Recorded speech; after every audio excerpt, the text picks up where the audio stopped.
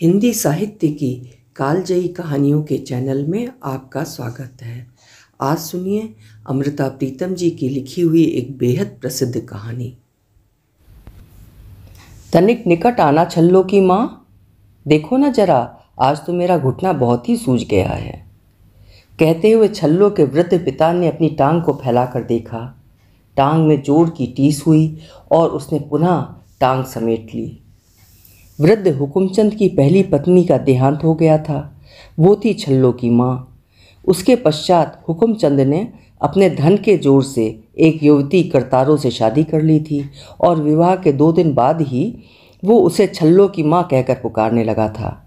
करतारों को ये अच्छा नहीं लगा था और उसने कुछ गुस्से में आकर उससे कहा था, सीधी तरह मेरा नाम लेकर बुलाया करो। मुझे नहीं अच्छा लगता हर समय छल्लो की माँ, छल्लो की माँ।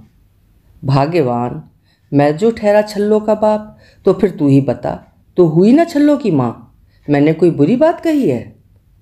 वृद्ध हुकुमचंद कई बार करतारों के कहने पर सीधी तरह उसे उसका नाम लेकर ही पुकारने लगा था, परंतु फिर भी कभी कभी भूले भटके उसके मुंह से निकल ही जाता था, छल्लो की माँ।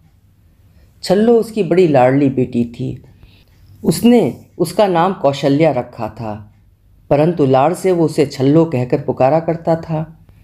छल्लो की माँ का संबोधन सुनकर करतारो क्रोध में आ जाती थी और तब हुकुमचंद हंसता हुआ उसे कहा करता था, एक बेटा पैदा कर दो, फिर मैं तुम्हें उसकी माँ कहकर बुलाया करूँगा। अच्छा, क्या नाम रखोगी उसका? चन्नन नाम रखना उसका, फिर मैं तुमको आवाज़ दिया करूँगा, चन्नन की माँ, ओ चन्नन की माँ। यह सुनकर करतारो चाहे कितना भी गंभीर बनने का प्रयत्न करती, फिर भी उसे हंसी आ जाती।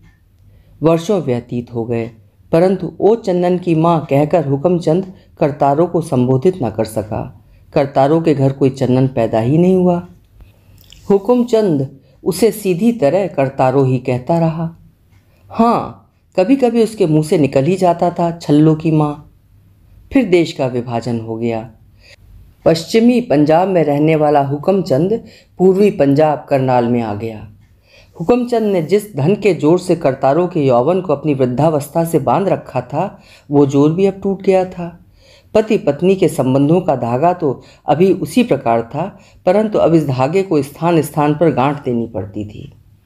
हुकुमचंद के हाथों से अब धन की लाठी छूट गई थी, अतः उसका बुढ़ापा बहुत कांपने लगा था। घुटनों की पीड़ा ने उसे और भी बेकार कर दिया था।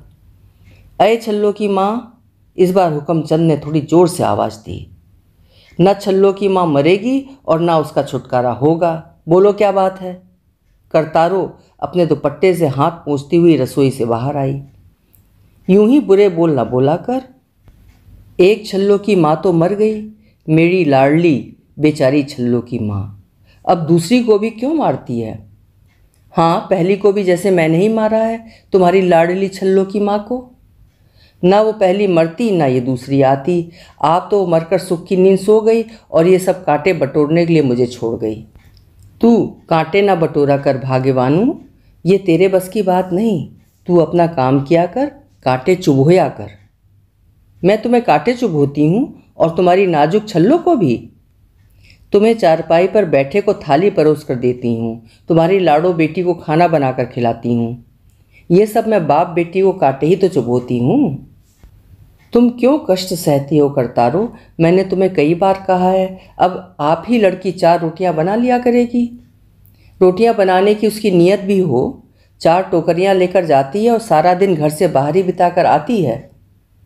मैंने तुम्हें कई बार कहा है कि अब उसे टोकरियां बेचने मत भेजा करो। स्थान स्थान के यात्री खरे खोटे सभी यदि उसके साथ कुछ अच्छी बुरी हो गई तो। छल्लो के बापू, मैंने तुम्हें कई बार कहा है कि ये नसीहत तुम मुझे उस समय देना जब 4 पैसे कमाकर मेरी हथेली पर रखे। यहाँ चारपाई पर बैठे बैठे ऐसे ही बोलते रहते हो। मैं और करतारो सिसकियाँ लेकर रोने लगी। सच कहती है करतारो, मैं इसे किस मुंह से कहूँ? पैसे ने भी साथ छोड़ दिया, शरीर ने भी। अब ये मीठा बोले अथवा कड़ुआ, 2 रोटियाँ तो समय पर सेक ही देती है।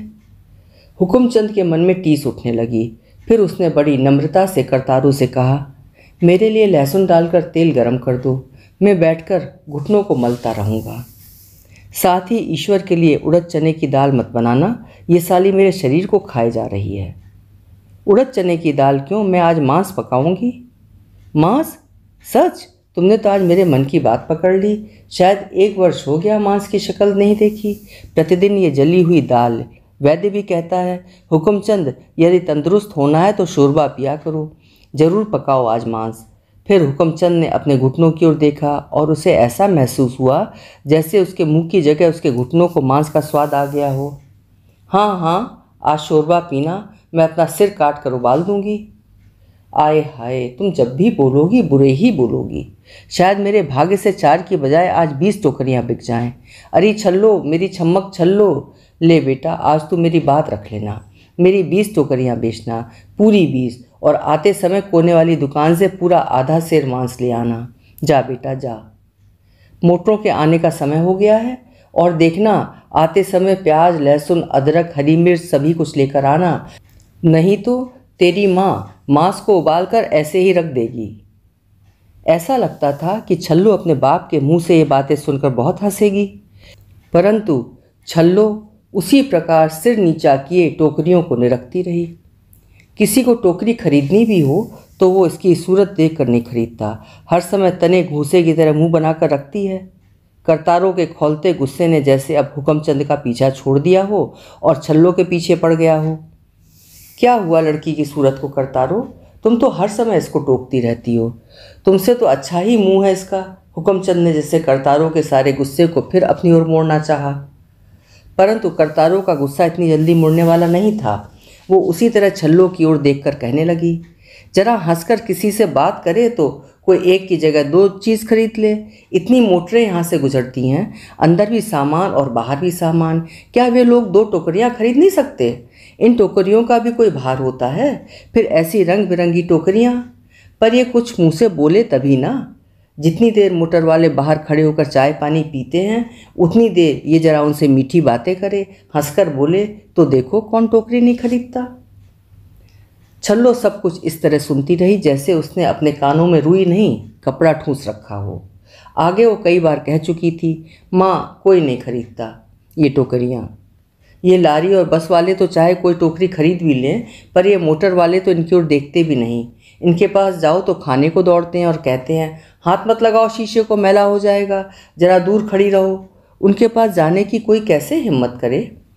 परंतु माँ ने छल्लो की कोई दलील नहीं सुनी। जो गुस्सा उसे मोटर वाले पर आना चाहिए था वो छल्लो पर ही आ जाता था। वो हमेशा यही कहती, तुझे ढंग भी हो बेचने का ना, थोड़ा हंसकर बात किया कर। तू तो लोटे की तरह मुंह बनाकर खड़ी हो जाती है, कौन तेरे हाथों की टोकरियां खरीदेगा। छल्लो ने सचमुच कई बार कोशिश की थी कि उसका मुंह लोटे की तरह न बने और वो मोटरों के शीशों के पास खड़ी हो कितने ही दिन मुस्कुराती रहे। एक बार नहीं, पूरे 3 बार उसे किसी न किसी मोटर वाले ने कहा था, ऐसे क्यों दांत निकाल रही है, आजकल कौन खरीदता है इन टोकरियों को, कोई जाट गवार लेते होंगे। और अब कई दिनों से छल्लो लाख यत्न करती, परंतु उसका मुंह लोटे की तरह ही बना रहता। वो कसम खाना, क्या नाम है उसका, वो जो अखबार बेचता है, रत्ना, उसे देखकर तो इसके होंठ अपने आप ही फड़क उठते हैं। उस समय इसे कैसे हंसने का ढंग आ जाता है। करतारो, यूं ही मुर्गे की तरह मिट्टी ना उड़ा, हुक्मचंद ने धमका कर कहा। मैं कोई बुरी बात कह रही हूँ। रानी को शौक तो चढ़ा है इश्क करने का, पर अपने आशिक का घर बाहर तो देख लेती। टके टके के अखबार बेचता है वो, कल को कहाँ से खिलाएगा इसको। करतारों की बात अभी समाप्त नहीं हुई थी कि छल्लो ने सिर पर चुन्नी ली और टोकरियों का ढेर सिर पर उठा मोटरों के अड्डे की ओर चल पड़ी। टके टके के अखबार बेचता है। माँ की बात छल्लो के कानों में एक फुंसी की तरह दर्द करने लगी। पर जब वो मोटरों के अड्डे पर पहुंची तो उसे आती जाती और खड़ी मोटर का ध्यान न रहा। वो अपनी टोकरियों के ग्राहक ढूंढने के स्थान पर उसकी सूरत ढूंढने लगी जो टके टके के अखबार बेचता था। आज तू देर से आई छल्लो। रत्ना पीछे की ओर से आकर छल्लो के सामने खड़ा हो गया। मैं? छल्लो तबक गई। फिर रत्ना के मुंह की ओर देखकर उसे महसूस हुआ कि अब मुंह लोटे की तरह नहीं रहा। मैं एक टोकरी बुन रही थी, ये देख, आज मैंने इसमें हरे फूल डाले हैं, कितनी सुंदर है ये टोकरी। छल्लो, टोकरी तो तू हमेशा ही सुंदर बनाती है, पर हर अरे गहरे के पास जाकर तेरा टोकरी दिखाना मुझे अच्छा नहीं लगता। तू भी तो हर अरे गहरे के पास जाकर अखबार दिखाता है। और छल्लो हंस पड़ी। मेरी बात और है छल्लो, मैं मर्द हूँ। मेरा अखबार कोई खरीदे या न खरीदे, पर मेरे मुँह की ओर कोई नहीं देखता। और मेरे मुँह की ओर कौन देखता है? मेरा तो लोटे जैसा मुँह है। छल्लो खिलखिलाकर हंस पड़ी। इस तरह किसी पराये के सामने मत हंसना, टोकरियों के स्थान पर वो हश। और फिर छल्लो का हंसता हुआ चेहरा गंभीर हो गया। क्या करूं, लोगों के सामने तो मेरा मुंह लोटे की तरह बन जाता है, और माँ कहती है कि तू सबके साथ हंसा कर। रत्ना ने छल्लो के हाथ से सब टोकरियां छीन ली। मैं तुझे नहीं बेचने दूंगा ये टोकरियां। एक बंद दुकान की ओर इशारा करके वो बोला, तू वहाँ चुपचाप बैठ जा, मैं आज सभी अखबार बेच लूँगा और फिर उन पैसों से तू मेरी टोकरियां खरीद लेगा। आगे भी तू कई बार इस तरह कर चुका है रत्ना, कब तक इस तरह करेगा? क्या तुझे घर में टोकरियों का अचार डालना है? हाँ हाँ, मुझे टोकरियों का अचार डालना है। नहीं तो किसी दिन तेरी माँ जो तेरा अचार डाल देगी ना। ये एक लारी आई है, तू यहीं ठहर, मैं अभी आता हूँ अखबार बेचकर। रत्ना शीघ्रता से टोकरियां छल्लो को पकड़ाकर उस लारी की ओर चला गया। छल्लो के मन में आया कि वो भी उसके पीछे पीछे उस लारी की ओर जाए, शायद वहाँ कोई टोकरी का ग्राहक भी हो। पर छल्लो से रत्ना के हुक्म जैसी बात टाली ना गई। वो टोकरियों को एक ओर रखकर उस दुकान के तख्ते पर बैठ गई। ताराचंद नाम के आदमी ने छुरी से अपनी औरत की नाक काट दी। 22 वर्ष की सुंदरी की नाक काट दी। पूरी खबर पढ़ी है। दूर रत्ना की आवाज़ आ रही थी। लोग जल्दी जल्दी रत्ना से अखबार खरीद रहे थे। छल्लो की हंसी फूट रही थी। गरम गरम खबरें, साइंस की एक नई ईजाद, कई बार रत्ना कहा करता था। और वो तिब्बत के दलाई लामा की और रूस के रॉकेटों की बातें ऊंची ऊंची आवाज़ में सुनाया करता था। परंतु आज छल्लो की हंसी फूट रही थी। भला ये भी कोई सुनने लायक बात है? किसी बेवकूफ़ ने अपनी सुंदर पत्नी की नाक काट दी। ड्राइवर ने लॉरी का हॉर्न दिया। सभी सवारियां पुनः लारी में बैठ गईं। रत्ना शीघ्रता से छल्लो के पास वापस आ गया और बोला, आज बहुत से अखबार पहली और दूसरी लारी में ही बिक गए। तू तो प्रार्थना करता होगा कि रोज़ कोई मर्द अपनी औरत की नाक काट दिया करे। छल्लो हंस पड़ी। औरत की नाक कटे या अपनी अकल, अखबार तो इसी तरह की खबरों से बिकता है। देख नहीं रही थी लोग कैसे मेरे हाथों से अखबार छीन रहे थे? क्यों रत्ना, लोगों को ये बात इतनी मज़ेदार क्यों लगी? औरत की जाने कोई गलती थी भी कि नहीं? अगर हो भी तो भी इसमें क्या मर्दानगी है कि औरत का दिल ना जीता गया तो उसकी नाक ही काट दी। ऐसा लगता है कि जैसे ये खबर सुनकर इन लोगों के मन में भी मर्दानगी जाग उठी हो। रत्ना हंसने लगा। दोनों शायद इसी प्रकार अभी बातों में ही लगे रहते, परंतु इसी समय एक लारी आ गई, साथ ही एक दो मोटरें भी आ गईं। मैं भी तनिक चक्कर लगा कर आऊँ, रत्ना ने कहा। मैं भी जरा मोटर देखा हूँ, शायद कोई। नहीं छल्लो, तू नहीं। पागल हो गया रत्ना, ऐसे हाथ पर हाथ धरकर बैठी रहूँगी तो? मैंने तो तुम्हें कहा है आज मैं तुम्हारी 6 टोकरियाँ खरीद लूँगा, मेरी छम्मक छल्लो। और रत्ना ने प्यार से मुँह चिढ़ाया। नहीं रत्ना, नहीं, रोज़ रोज़ ऐसे नहीं। और आज तो बापू ने कहा था कि पूरी 20 टोकरियाँ बेचना। ये कहती हुई छल्लो मोटर की ओर चली गई और रत्ना लारी की ओर दौड़ गया। पूरा आध सेर मांस, प्याज, लहसुन, अदरक। छल्लो सोच रही थी कि कितना अच्छा हो आज यदि वो अपने बापू के लिए सब कुछ खरीद कर ले जा सके। किसी को टोकरी खरीदनी भी हो तो वो इसकी सूरत देख कर नहीं खरीदता। शायद किसी से हंसकर बात करे तो कोई एक की जगह 2 खरीद ले। ये तो लोटे जैसा मुंह बनाए रहती है। माँ करतारों के सभी बोल छल्लो के कानों में तिनकों की तरह चुभ रहे थे। छल्लो ने मोटर वाले बाबू की ओर देखा और सोचा, यदि सामने मोटर में रत्ना बैठा हो तो वो उसे देखकर कितनी खुश हो। साथ ही छल्लो ने महसूस किया कि अब उसका मुंह लोटे की तरह नहीं था। बाबू, बहुत सुंदर टोकरी है। कौन सी टोकरी? बाबू गाड़ी में बैठे बैठे ही बोला और फिर कहने लगा, मुझे तो सिर्फ सोडा चाहिए, टोकरी वोकरी नहीं। जाओ सामने की दुकान से एक गिलास में सोडा और बर्फ़ डलवा लाओ। सोडा और बर्फ़। छल्लो ने सामने वाले दुकानदार को बाबू का संदेश दे दिया। वो फिर मोटर के पास वापस आ गई। बहुत सुंदर टोकरी है बाबू। छल्लो ने खिड़की के खुले शीशे में से अपनी सबसे सुंदर टोकरी बाबू के आगे करते हुए कहा।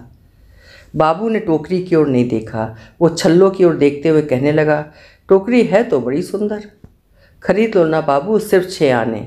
साथ ही छल्लों ने बड़ा यत्न किया कि उसका मुंह लोटे जैसा ना बन जाए। सामने की दुकान का लड़का सोडा बर्फ ले आया। बाबू ने अपनी गाड़ी में पड़ी हुई एक टोकरी खोली और विस्की की बोतल निकाल कर उसमें सोडा मिलाया। फिर वो घूंट पीता हुआ छल्लों से कहने लगा, सिर्फ 6 आने? हाँ बाबू, सिर्फ 6 आने, और 2 ले लो तो 10 आने, अगर 4 ले लूँ तो 4। छल्लू अपनी उंगलियों पर पैसे गिनने लगी। साथ ही उसे ख्याल आया, माँ करतारो सच्ची कहती है कि यदि मैं हंसकर किसी से टोकरी खरीदने के लिए कहूँ तो। बाबू अपना गिलास ख़त्म कर चुका था। खाली गिलास और सोडे के पैसे सामने वाले दुकानदार के नौकर को देकर उसने गाड़ी स्टार्ट कर ली। बाबू टोकरी? छल्लों की आशा बुझने लगी। टोकरी तो मैं ले लूँ, लेकिन मेरे पास टूटे हुए पैसे नहीं हैं।